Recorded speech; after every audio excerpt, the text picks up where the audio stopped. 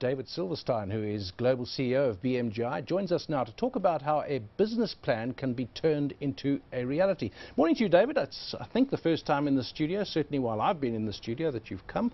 What brings you here and what do you do? You know, I've got a global management consulting firm. I'm here visiting my office, my clients. I was here with Standard Bank yesterday, heading out to Sasol Mining this afternoon. So those are your two major clients here? Those are two of our larger clients in South Africa right now, yes. Good. Now, you're talking about making theory into practice, plans into practice. I mean, this is what business is about. Right. Governments need to do it too, and I think in South Africa we have a particular problem with lots of big plans, partly due to a liberation movement coming in with ideals of fixing the past, and very difficult to put into reality. What are some of the things? Let's start with the private sector. A Standard Bank, a Sasol, two world-class companies in their own right. What are the sort of things you're telling them? Well, so, you know, the core of my business is helping them drive improvements in the business, improve process and so on. But a big part of the way we approach things, maybe different than some other consulting firms, is we really want to get the people in the company engaged. One of the things I've been talking about a lot while I've been down here is a new book I've written titled How to Become an Elite Mental Athlete, which is really a metaphor between what elite athletes do to take care of their bodies and elite thinkers really ought to be doing to take care of their minds. So if you think about a company that hires knowledge workers, what I tell even the people who work for me is that I didn't hire you to do a job. What I do is I rent your brain from you for 8 or 9 hours a day. And so you need to bring the very best brain possible to work with you every day. And most people don't know what that means. So we know what it means to diet. We know what it means to exercise. We've spent the last 20 or 30 years telling people to take care of their bodies. But people don't know how to take care of their mind in order to get the most out of it. What are the sorts of things that they do that they shouldn't do? In the same way that you talk about the body, don't eat too much sugar, or don't eat sugar at all, according to some views.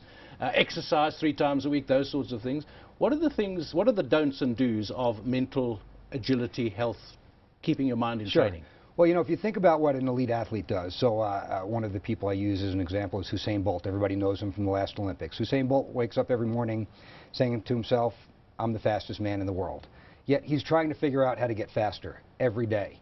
And you ask yourself, why don't knowledge workers, why don't the heads of billion-dollar corporations think of themselves as elite athletes and how to get better every day? So if Usain Bolt, he doesn't say, let's go out for a jog today in order to get faster. He says, I'm going to work on my endurance muscles and my fast twitch muscles and my time off the starting blocks. And I know exactly how far I'm going to go before I pick my head up because I'm going to be more aerodynamic if I keep it down. Well, the CEO going into a billion-dollar negotiation ought to also be thinking about, is my short-term memory where it needs to be, and my long-term memory? Did I get enough sleep last night? If Usain Bolt can tell you exactly what he ate last night and what he drank and what time he went to sleep to get ready for a race, why aren't we doing the same thing to get ready for that billion-dollar negotiation? Our ability to recall something from 3 years ago, our ability to pick up on something that we heard in that meeting can be worth hundreds of millions of dollars.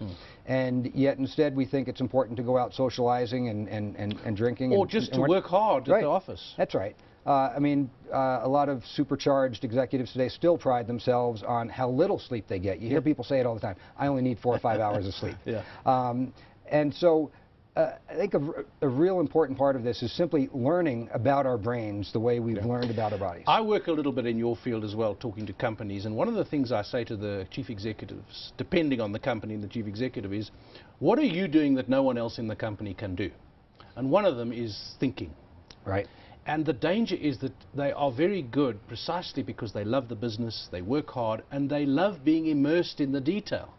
And they need to step back to do those things, don't they? That no one else, including their deputy, including the chairman of the company, is actually going to do. That's right. You know, I gave a talk just across the street here at the Hilton yesterday, and I asked the people that were there the same question I've asked now of thousands and thousands of people around the world. I'll go around in a room and I'll ask people, where do you do your best thinking? And somebody will say in the shower. Somebody else will say when I'm out on a run, on the train, in the car. I like to do it on the plane. Never once, thousands of people I've asked, has anybody said, in the conference room with my coworkers? Never has anybody said, sitting at my desk going through my email. And so you're absolutely right. The need to step back, we need to think of that time that we take off, not as time that we're not working, but time that we are working. I tell the people even who work for me that if I can get you to take sleep more seriously, your brain does most of its work between 10 p.m. and 6 a.m. if you get more sleep, it's like doubling the brain power of the company, and I don't have to spend a nickel hiring anybody extra. Are there things in South African companies that are peculiar to us in the culture, the way chief executives, the way executives do things that are different to elsewhere? Because in many ways we think of our best companies as being comparable to American companies or British companies, but they're not the same, are they? They're certainly not the same, but I actually think companies here in South Africa do a great job of looking overseas to more developed countries for lessons. So I don't find a lot of differences at the executive ranks. What I do find is perhaps the way companies in South Africa engage with their workforce is a little bit different. If you think about the history of the company, I think a lot of companies are still built on a culture of mistrust. There's still a lot more micromanagement of the workforce. And so, while the executives may be looking to learn from their peers elsewhere and do the right kind of things, I don't think companies do as good a job of now allowing the same freedoms and flexibilities to their workers to think. We've got three of your identified areas there: uncertainty, globalization, innovation. That comes from your research? Yeah, I think that comes from a paper that's on my website right now, where I talk about the top 10 problems that companies are facing. And those three right there: uncertainty. Uncertainty, obviously, uncertainty has been a buzzword since the global economy crashed in 2008.